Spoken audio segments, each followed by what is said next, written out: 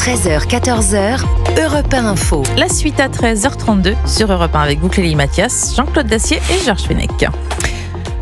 On va revenir un petit peu sur ce qu'on parlait du budget. On va continuer à en parler d'économie. Je ne sais pas si vous avez vu la révolution économique, entre guillemets, le contre-budget de l'eurodéputée Reconquête, Sarah Knafos. Elle fait la une du JD News cette semaine.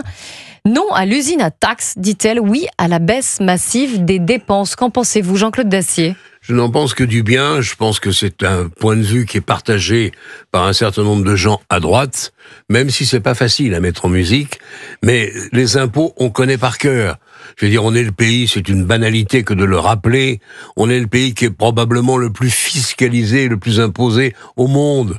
Bon, il faudrait peut-être tout de même se préoccuper, pour équilibrer un peu, se préoccuper un peu de ce que l'on dépense plutôt que de ce que l'on reçoit des Français qui sont en général les mêmes.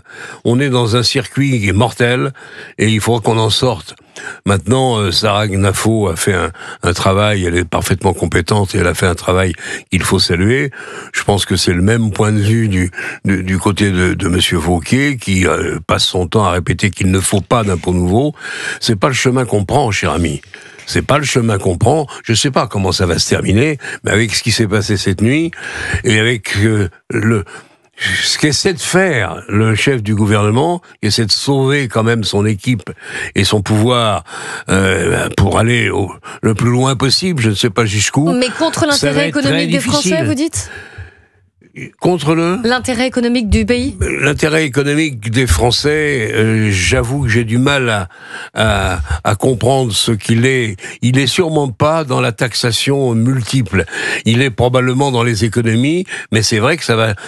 Pour un certain nombre de Français, un certain nombre de familles, ça devrait changer les choses. Il se passera rien d'important avant 2017, je ne le crois pas une seconde. Là, il faut essayer de sauver l'essentiel sans que le prix pour monsieur le chef du gouvernement soit trop lourd à porter.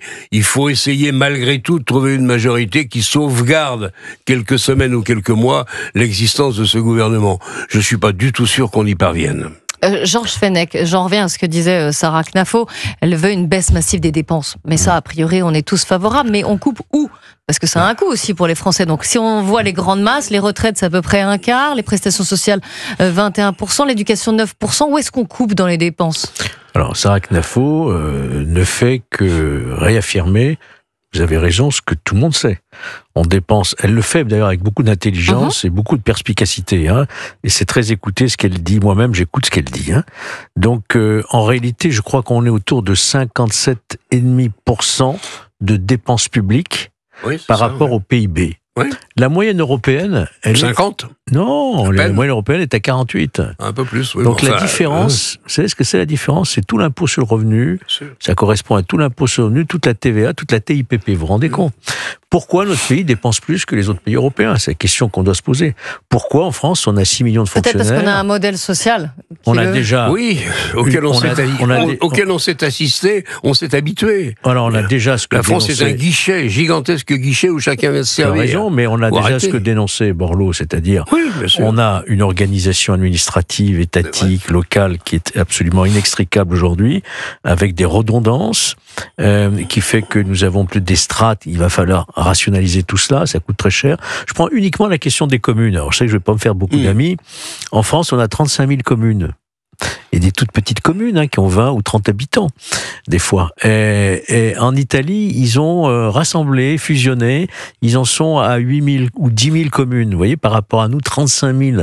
En Allemagne, c'est pareil, ils sont arrivés à 8 000 communes à peu près.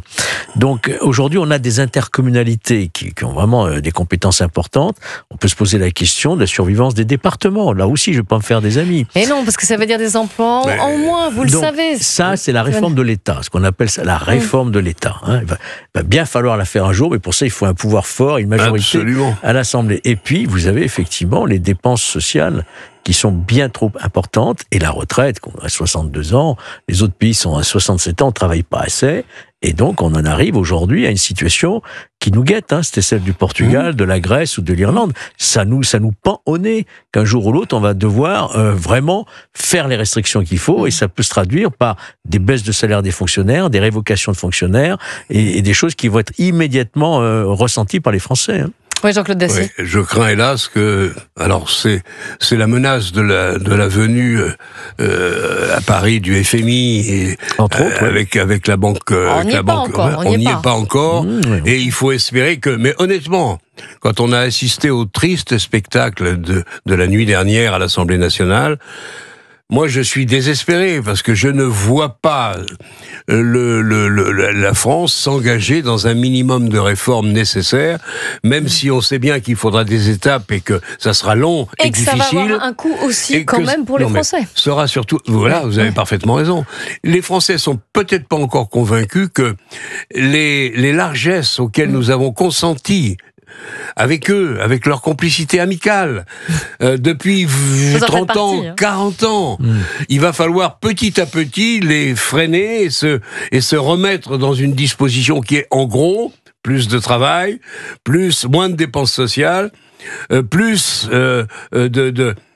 d'organisation rationnelle, moins probablement de députés, moins. Il y a beaucoup de choses à faire dans ce pays qui mettront beaucoup de temps et qui susciteront beaucoup de mécontentement.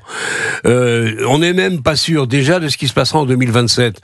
Donc ce pays est gravement menacé. Moi, je suis pas sûr qu'on s'en sorte.